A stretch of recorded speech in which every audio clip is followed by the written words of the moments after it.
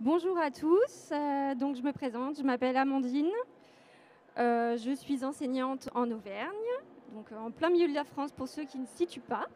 Voilà. Je suis aussi profession maman maîtresse sur Instagram et sur Facebook. Je ne sais pas si on m'entend bien.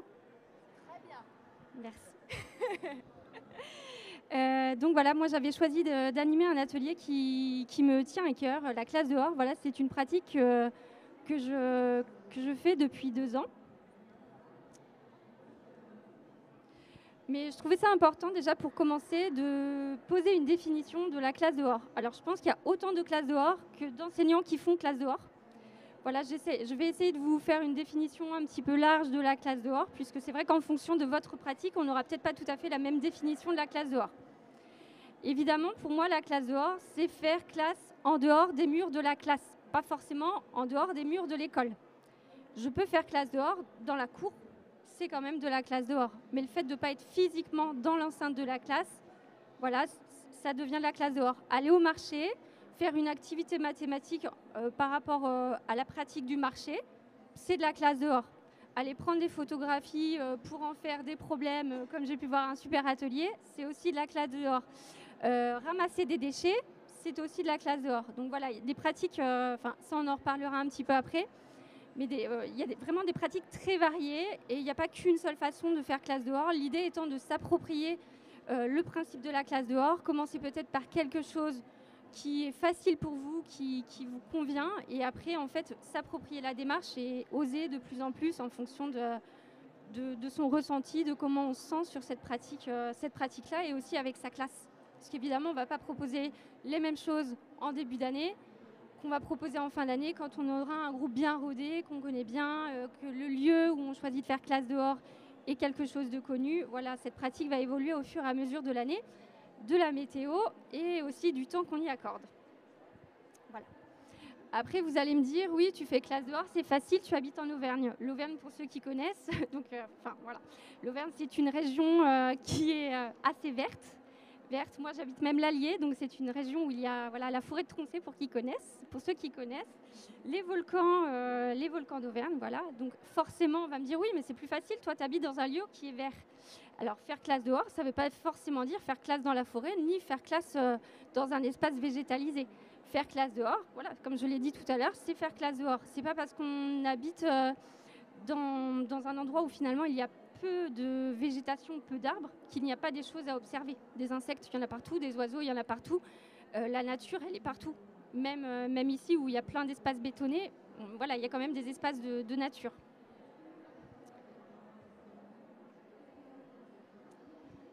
Juste avant de passer sur la suite, je voulais vous parler un petit peu de mon parcours personnel. En fait, ce sera peut-être le même pour vous, puisque c'est peut-être pour ça que vous êtes là aujourd'hui. Je me suis lancée en classe dehors après le confinement. En fait, c'est une pratique que j'observais depuis très longtemps chez les Suisses, dans les pays scandinaves. Voilà, je trouvais ça génial et voilà, je me disais un peu ce que je vous disais tout à l'heure. Oui, mais eux, c'est facile, ils ont des lacs, ils ont des forêts, plein d'excuses en fait.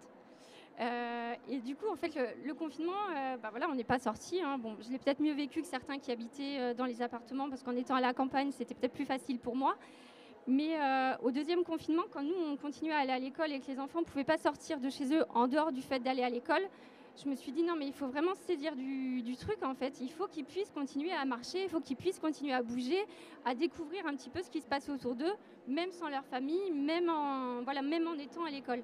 Je trouvais que c'était quelque chose d'important et du coup, c'est là que je me suis dit il faut se lancer. De toute façon, il faut essayer. Au pire, ça ne marche pas. C'est pas grave, je vais essayer autre chose. Mais bon. Après, l'idée, voilà, c'est d'essayer régulièrement et de ne pas se décourager parce que la première séance de classe dehors que vous allez faire, ça va peut-être pas être celle que vous aviez rêvé, idéalisée, parce qu'on a toujours parfois tendance à vraiment idéaliser, à suivre des gens sur les réseaux. Ah, mais ces séances, elles se passent toujours bien et la mienne, elle a complètement foiré. En fait, c'est pas grave. Il faut analyser et puis se ressaisir. Alors du coup, je suis partie un petit peu des questions que j'ai reçues sur la publication sur Instagram pour créer un petit peu cet atelier aujourd'hui. Je voulais partir un petit peu des avantages et des freins de la classe dehors. Voilà, parce que moi, j'y trouve beaucoup d'avantages mais certains vont y trouver beaucoup de freins. Donc j'ai essayé d'un petit peu de synthétiser ce qui pouvait vous freiner ou freiner dans le fait de se lancer, mais ce qui pouvait aussi être un moteur, un vecteur pour démarrer au niveau des avantages. Évidemment, la classe dehors, forcément, on est dehors, donc il y a forcément un impact physique sur les enfants. Je parle bien d'enfants et pas d'élèves, et c'est volontaire. Voilà, quand on pratique la classe dehors, on va... je veux dire, le fait de se déplacer, de marcher, forcément, on est dans une pratique sportive. Donc le fait de... moi, par exemple, quand je sors en classe dehors, je me rends dans un bois, je suis à une école en ville, et on a un petit bois à 2 km de l'école. Donc tous les vendredis après-midi, en fait, on fait 2 km aller, 2 km retour. Donc déjà, tous les vendredis, 4 km de marche. Évidemment, rapidement, on se rend compte que la marche, ils marchent plus vite, ils sont moins essoufflés, ils râlent moins, ils ont moins mal aux pieds, etc. Donc déjà, physiquement, on sent que ça leur a fait du bien. Au niveau du stress, tout le monde sait que le fait d'être dans la nature, se reconnecter à la nature, c'est quelque chose qui a un petit peu le vent en poupe en ce moment. Tout cet espace bétonné, on se rend compte que finalement, il faut peut-être revenir un petit peu aux sources et revenir à la nature. Le contact des arbres, le bruit des oiseaux, le fait de prendre le temps de se mettre un peu sur pause, d'arrêter de courir toute la journée après le temps, ça diminue le stress. Donc ça diminue le stress de l'enseignant, évidemment, ce qui n'est pas négligeable. Et ça diminue aussi le stress dans la classe. Le climat de classe est beaucoup plus apaisé. En fait, il y a une espèce de coopération qui se crée, une entraide entre enfants. L'idée, c'est vraiment d'être en classe, mais sans la classe. Comment dire, certains enfants, le fait d'être dans une classe physique, c'est très stressant pour eux. Et en fait, ils vont être très agités, un petit peu perturbateurs. Et en fait, le fait d'être dehors, on n'est plus vraiment à l'école, et rien que ça, du coup, c'est très rassurant pour eux, et ils ont complètement une autre posture. On les voit complètement différemment. Aussi, pendant le trajet, ça nous permet de discuter avec les petits parleurs. On peut aller parler de tout et de rien, mais ça va être des moments langagiers qui sont hyper riches, parce que je vais pouvoir savoir... avoir des informations vraiment sur les élèves, voir un petit peu leur façon de parler, alors qu'en grand groupe, ils n'osent pas trop prendre la parole. Là, on est rangés, je vais me placer à côté de lui, on va discuter. Ça va me permettre peut-être d'aborder des notions un petit peu au niveau du lexique, savoir un petit peu si la syntaxe est bonne, etc. Et puis en fonction des activités que je vais pouvoir proposer, ça va permettre aussi de définir les caractères de chacun. C'est vrai que par exemple, si je propose une activité, je ne sais pas, de cabane coopérative, on se saisit de ce qu'il y a autour de nous et on décide de faire ensemble des groupes autonomes. Et chacun va construire sa cabane. On se rend compte que des fois, celui qui va apparaître comme il faut donner qui va donner un petit peu la solution, la technique pour réussir à attacher les branches entre elles, c'est pas forcément l'élève qui va être le leader de la classe. Et du coup, ça crée d'autres interactions entre élèves qui sont du coup très intéressantes. L'élève qui n'est pas très scolaire, mais qui à un moment donné arrive à briller parce qu'il a des savoirs qui sont plutôt manuels, il va aussi trouver sa place dans la classe dehors. Et évidemment, classe dehors, ça pourrait se rejoindre avec l'atelier de maîtresse écolo de tout à l'heure. Classe dehors, évidemment, il y a un volet écologique qui est fort. Moi, j'aime bien dire que respecter la nature, c'est pas quelque chose qu'on apprend. Je peux dire à mes élèves, oui, c'est important de respecter la nature, mais en fait, s'ils ne le vivent pas, s'ils sont jamais au contact de la nature, à part en photo, concrètement, ils vont s'en ficher. Jeter un papier par terre, pour eux, ça leur évoquera rien. Alors que si toutes les semaines, on a pris l'habitude d'aller se poser, prendre le temps, se relaxer dans la nature, travailler dans la nature, du coup, ils auront plus envie d'en faire quelque chose de bien parce qu'ils se rendent compte qu'elle est à tout le monde et qu'il faudra la choyer. Alors, les freins qui pourraient apparaître quand on veut démarrer en classe dehors, le premier, moi, qui a été un peu le cas pour moi en tout cas, c'est le fait d'oser. J'ai fait très attention à la façon de m'habiller. Je me suis dit, ne mets pas de fleurs, pas de trucs qui font un peu baba cool, parce que je me suis dit, tous les gens qui vont venir me voir vont peut-être se dire, ah, elle est hyper baba cool, elle fait classe dehors, ils vont écouter les petits oiseaux chanter, elle travaille pas. Du coup, dans le fait d'oser, en fait, la posture de l'enseignante, je me dis, si par exemple on arrive dans une école, peut-être on n'osera pas faire classe dehors parce que les collègues vont dire, ah, mais elle, le vendredi après-midi, ils font rien, en fait, ils vont se promener. Et peut-être certains parents aussi, du coup, vont se dire ça, alors que c'est vrai, quand on est un petit peu posé dans une école, on va se permettre plus de choses, mais en fait, c'est vraiment une erreur de se dire, oui, en fait, j'ai peur de ce que les gens peuvent penser de moi, puisque si à la réunion de rentrée, Vous prenez le temps d'expliquer, montrer, surtout si vous avez déjà démarré, vous pouvez montrer des photos, ou montrer des photos d'autres collègues qui ont démarré, finalement. Et si en plus vous utilisez l'application Classly, vous allez poster des photos de ce que vous faites l'après-midi et du coup les parents ils vont bien se rendre compte que non, vous n'êtes pas juste allé écouter les petits oiseaux, ramasser 3 brindilles et vous êtes rentré en classe. Alors pour information, moi j'avais un CE1, CM2 cette année, donc avec des savoirs quand même, voilà, je les envoyais au collège pour certains et au CE1, bah, voilà, on est quand même sur des compétences voilà, encore fortes hein, pour poser les bases.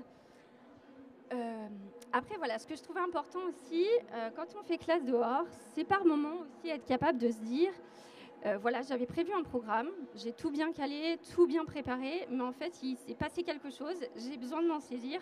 Je peux pas ne... Voilà, le fait de faire classe dehors, voilà, il faut vraiment être adaptable. Moi, j'ai mis flexible, mais alors voilà, on n'est pas obligé d'être en classe flexible pour faire de la classe dehors, même si je trouve que c'est extrêmement complémentaire. Mais voilà, il faut être capable de rebondir, de se saisir de ce qui va se présenter à nous. Et puis parfois, il y a aussi le facteur météo. Bon, j'avais par exemple prévu une séance où voilà, il faut être un peu assis, etc. Bah, il se met à pleuvoir. Oui, mais c'est vendredi après-midi. Vendredi après-midi, c'est classe dehors. Bah, c'est pas grave, j'ai toujours un petit panel d'activités à proposer. Forcément, il faut que j'adapte ma séance. Donc voilà. C'est vrai que si on est quelqu'un qui a besoin d'un cadre très très rigoureux pour se sentir bien, ça peut au début en tout cas freiner, mais ça peut aussi aider à faire évoluer sa pratique et sa posture de classe. La météo, alors ça c'est quelque chose qui est énormément revenu dans les commentaires sur la publication de la météo.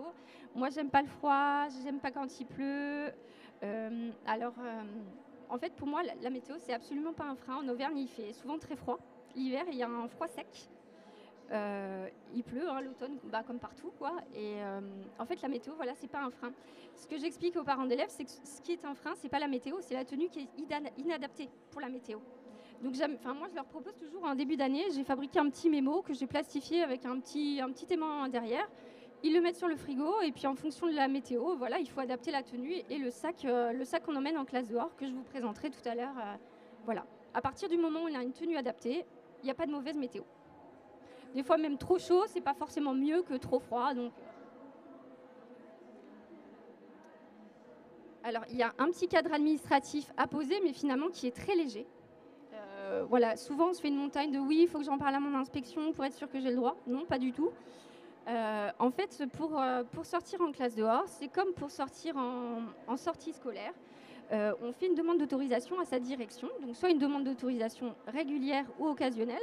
Moi, par exemple, j'y vais toutes les semaines, donc c'est une autorisation de sortie régulière. Mais si vous souhaitez y aller que ponctuellement, voilà, vous en faites une occasionnelle. Vous la donnez quelques jours avant votre sortie à votre direction, avec le nom des accompagnateurs si vous en avez, et le lieu où vous vous rendez. J'ai repris un petit peu le taux d'encadrement. Donc à l'élémentaire, on est sur du 1 pour 12 et 1 pour 8 à la maternelle. À savoir que si vous êtes en proche école, vous pouvez sortir seul avec votre classe. Et donc là, je me suis rapprochée de mon inspection pour être sûre de ne pas vous dire une bêtise. Et voilà, qu'est-ce qu'on appelle proche école ? Pour moi, 2 km, c'est proche école. Voilà, parce que 2 km, c'est à peu près 20 minutes de marche. Pour moi, je suis proche. Je vais à la piscine, j'y vais seule, c'est proche. Donc on m'a dit, en fait, il y a une espèce d'interprétation voilà, qui peut être faite sur le proche école. Bon, évidemment, si vous me dites 5 km, là, on n'est plus dans du proche école. Mais voilà, 2 km, on est encore dans du proche école. Bon, après, il est sûr que c'est toujours confortable de partir à deux. Un souci, un accident, quelqu'un qui se blesse, vous tombez, ça peut aussi arriver. Voilà, c'est plus simple d'être à deux. Mais il ne faut pas que ce soit un frein. Moi, je suis déjà partie plusieurs fois seule, quand les enfants, de toute façon, connaissent le chemin, connaissent la route. Enfin, je veux dire, vous pouvez même vous mettre en fin de rang, ils savent faire, et après, ils ont l'habitude, voilà. Il ne faut pas que ce soit un frein, parce que ça, c'est quelque chose que j'écoute souvent. Oui, mais j'arrive pas à mobiliser des parents pour nous accompagner, ils doivent poser des jours, du coup, sur une année scolaire, s'ils doivent poser des demi-journées toutes les semaines, ça fait beaucoup. Voilà, il ne faut pas que ce soit un frein, puisque si vous partez proche, ou vous pouvez même juste aller dans votre cours, il n'y a pas besoin d'accompagnateur, vous êtes quand même dehors. Alors, au niveau de la mise en place, moi, je conseille quand même d'avoir une pratique régulière, puisque plus vous allez être régulier dans votre pratique, plus les automatismes vont se créer, la mise en place du groupe va se créer, ils connaîtront le trajet, ils connaîtront le matériel à installer quand vous arrivez, les rituels seront posés. Moi, j'aime bien faire un petit rituel d'observation quand on arrive. pour que voilà, ils aient le temps de se reconnecter à la nature avant qu'on parte en activité. Et en fait, voilà, si vous partez par exemple, je ne sais pas, toutes les 2-3 semaines, vous trouverez toujours des excuses en fait pour pas y aller. Ah mais aujourd'hui il pleut, ah mais ce matin j'avais pas fini la séance de maths, ah mais c'est bientôt la kermesse, il faut que je révise la danse. En fait, vous trouverez tout le temps des excuses. Alors que si c'est calé dans votre emploi du temps, vendredi c'est classe dehors, même si vous faites varier, moi je fais varier ce que je fais le vendredi après-midi. En fait, d'un vendredi après-midi à l'autre, je fais jamais exactement la même chose. Mais du coup, je sais que le vendredi après-midi c'est classe dehors. Les rares fois où ça m'est arrivé de ne pas y aller, au conseil d'élèves, première remarque, quand est-ce qu'on retourne en classe dehors? Voilà, c'était assez parlant. Donc le fait d'avoir une régularité, évidemment, pour avoir des bénéfices physiques sur le stress, tous les avantages que j'ai pu vous sortir tout à l'heure, ça marche que si on y va régulièrement. Si vous faites 5 sorties classe dehors dans l'année, oui, c'est de la classe dehors, mais du coup, vous aurez un mini intérêt de la classe dehors. Vous n'en tirez pas tous les bénéfices et c'est dommage.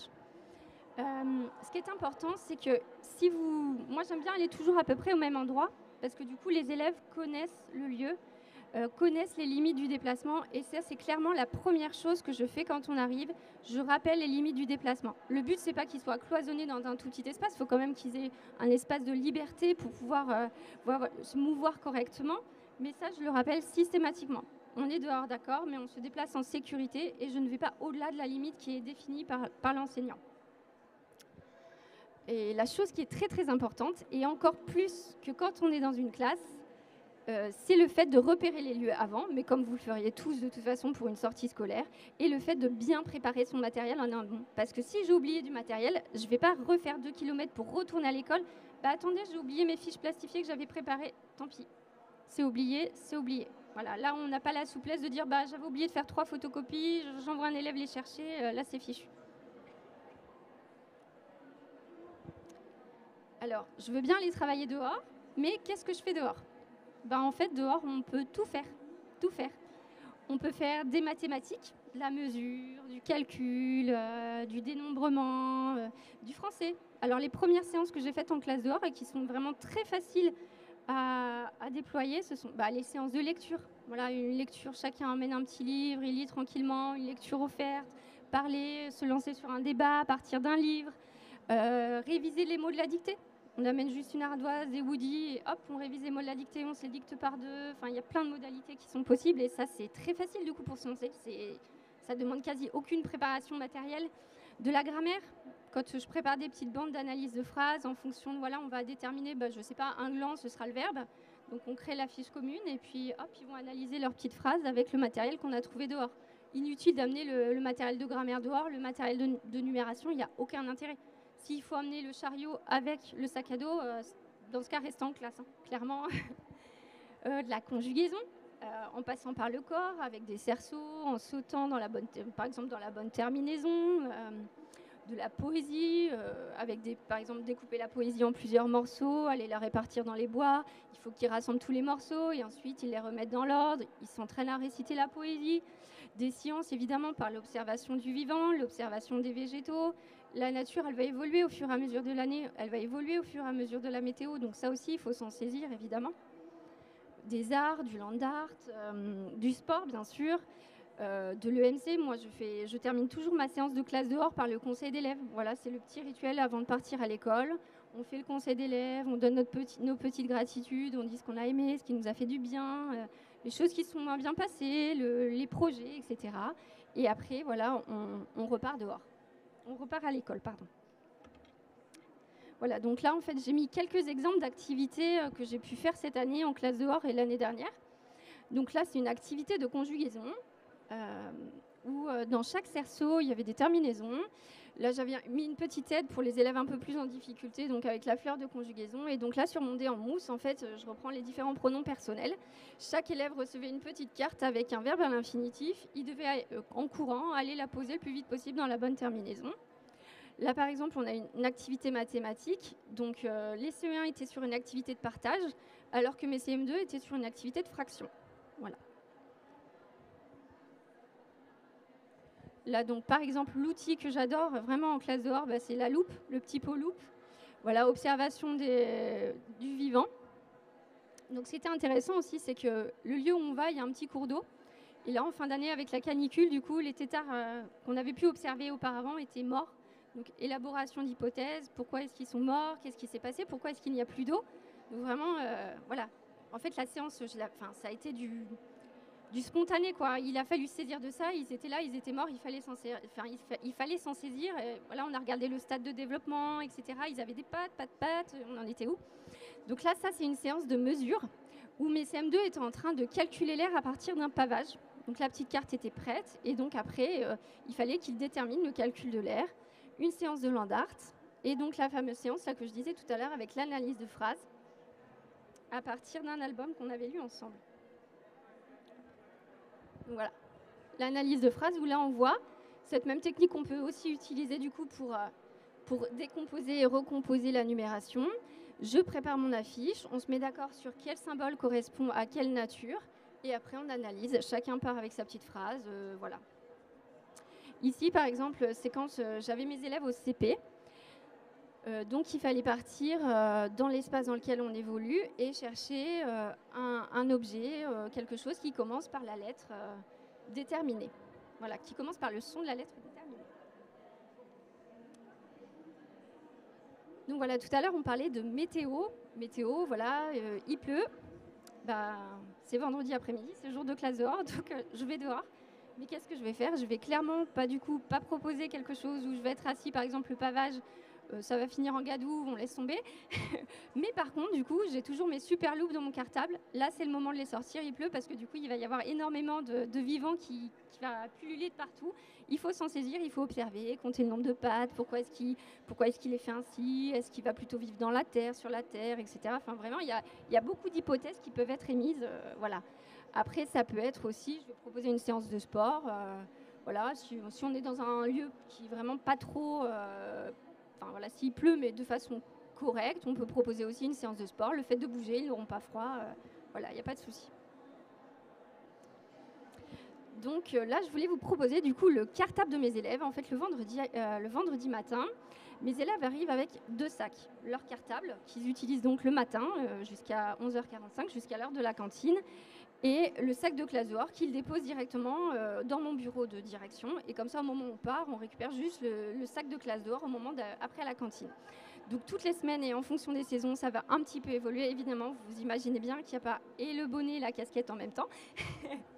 Donc une gourde, un imperméable. L'imperméable, c'est tout le temps parce que même s'il fait beau, bon voilà, on n'est jamais trop prudent. La casquette, le bonnet si c'est l'hiver, les bottes ou une paire de chaussettes de rechange. Si toutes les familles n'ont pas les moyens de fournir une paire de bottes, moi ce que je leur propose, c'est au moins de fournir une paire de chaussettes de rechange. Et des gants, donc gants en laine quand c'est l'hiver, ou juste les gants de nettoyage. Tous les ans, on fait l'opération Nettoyons la nature. Ils nous fournissent des kits avec des gants et ça, on les garde toute l'année. Donc comme ça, si sur notre trajet, il y a vraiment trop de déchets et les enfants, du coup, sont en demande, aujourd'hui, il y a des canettes partout, est-ce qu'on peut les ramasser? Évidemment, je vais pas leur dire, non, c'est pas Nettoyons la nature, on arrête, stop. Évidemment, le but, c'est qu'ils soient sensibilisés à tout ça. Donc ça, on les a toujours dans le sac de classe dehors. Mon sac à moi, que j'aime bien appeler le sac de Mary Poppins, vous comprendrez pourquoi, parce qu'il y a à peu près tout dedans. Mais c'est un sac de taille tout à fait standard, c'est pas genre le gros sac à dos de je suis partie faire l'armée, non, c'est un sac standard. Voilà, vous voyez ma corpulence, il n'est pas très très lourd, donc ça va. Dedans, je mets de la crème solaire, voilà, en tout cas pour la période 5, il y a de la crème solaire. Des lingettes toujours, parce que là où je fais classe dehors, il n'y a pas de point d'eau, ou pas de point d'eau suffisamment propre pour que je puisse y tremper mes mains si j'ai besoin, parce que j'ai les mains sales. Les loupes, évidemment, un indispensable. Les gants, donc comme je vous disais tout à l'heure, les gants pour ramasser les déchets, manipuler certaines choses qui peuvent être un peu, parfois, qui pourraient répugner certains élèves. Des sacs poubelles, toujours, au cas où si nous, on produit des déchets, ou si on ramasse des déchets. Des ardoises. Alors, ceux qui me suivent savent que je préfère les ardoises sans bord, parce que du coup, ça me permet d'en faire des sous-mains. Sans bord, c'est plus pratique pour manipuler. Voilà. La trousse de secours, bien sûr. Alors, petit bonus, quand on va dans les bois, toujours avoir un tire-tic dans sa trousse de secours et un aspi-venin. Voilà. L'aspi-venin, c'est un indispensable. Piqûre de guêpe, voilà, je sais pas, une petite vipère, on ne sait jamais. Ça m'est jamais arrivé, mais je préfère être prévoyante. Des hoodies. J'ai pas d'action chez Stabilo, mais c'est vrai que j'aime bien le fait de pouvoir effacer voilà, sans l'emballage plastique autour. Une bouteille d'eau qui sera collective et des gobelets, parce qu'on a toujours des élèves qui oublient leur sac et qui oublient la gourde. Donc toujours des gobelets et une bouteille d'eau. Évidemment, le cahier d'appel avec les numéros d'urgence. Moi, je ne pars pas avec toutes les fiches d'assurance. Voilà, je les ai scannées sur le téléphone et ça m'évite de les prendre. Par contre, j'ai la petite fiche récap que peuvent fournir tous les directeurs à partir de 11 ou les numéros à contacter en cas d'urgence. Voilà. Évidemment, avec la trousse de secours, si j'ai des élèves qui ont un PAI, évidemment, je l'emmène avec moi. Ça, il faut y penser. Et c'est vrai que ça m'était arrivé une fois et voilà, ça peut être gênant. Donc, également, le petit bonus, moi, que j'utilise pour un petit confort, on va dire, collectif. J'apporte des plaids quand c'est l'été pour qu'on puisse s'asseoir dehors pour les moments de phase collective. Mais par contre, l'hiver, je n'utilise plus de plaids parce que vous comprendrez facilement pourquoi, l'humidité, etc. J'utilise des bâches. Je n'utilise pas les bâches l'été parce que ça colle, c'est insupportable. Mais par contre, l'hiver, voilà, j'utilise des bâches. Comme ça, au moment où on est en conseil d'élèves, personne ne me dit « Ah non, j'ose pas m'asseoir, c'est sale ». Voilà, on est tous assis dessus, c'est confortable. Même si après, rapidement, le fait de s'asseoir par terre, directement au sol, en fait, vous vous rendrez compte que c'est plus un problème. Si vous-même vous asseyez par terre et que c'est pas un problème pour vous, en fait, par mimétisme, ça deviendra quelque chose de normal pour eux. Alors, je voulais vous proposer une petite bibliographie, notamment moi, qui m'a aidée à me lancer. Pour moi, c'est clairement la Bible, l'école à ciel ouvert. C'est voilà, un ouvrage qui reprend plein d'idées d'activités. Pareil, j'ai pas d'action, j'ai pas participé à sa conception, hein. Mais qui reprend plein d'activités sur les différents cycles. Bon, c'est un ouvrage suisse, mais bon, ça change pas grand-chose en fait. Il y a plein de parallèles qui sont faits avec la France. On y retrouve des activités sportives, des activités musicales, voilà, de l'art, des sciences. Enfin, voilà, c'est très complet.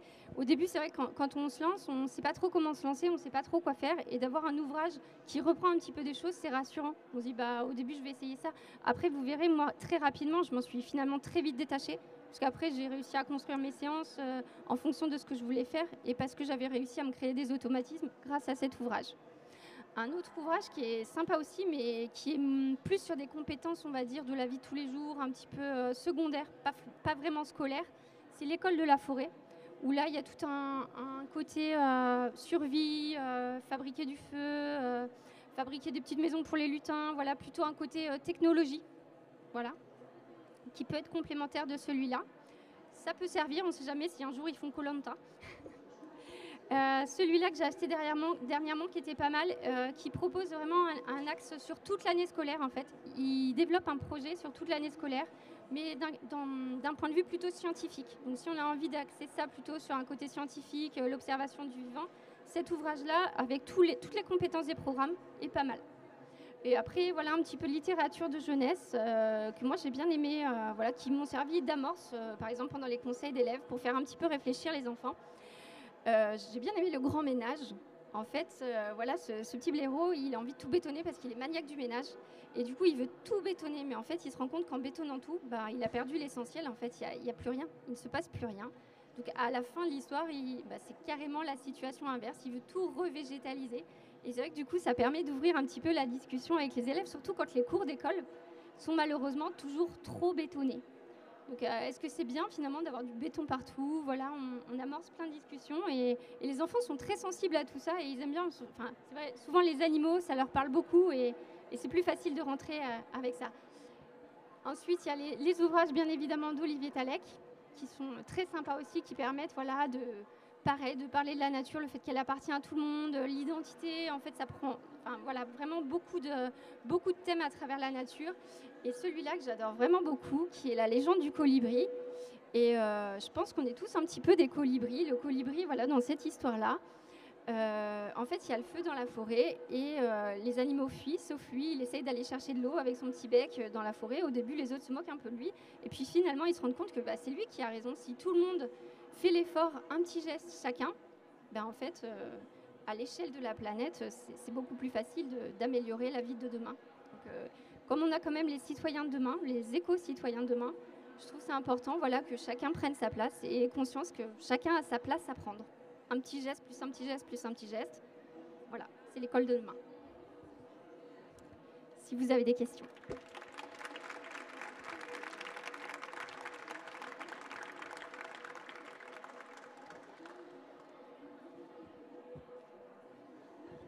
Alors pour ceux qui souhaitent, je vous propose un petit mémo récapitulatif de tout ce que j'ai pu dire, avec la partie administrative, etc., les activités que vous pouvez proposer. Voilà, il est à disposition. N'hésitez pas.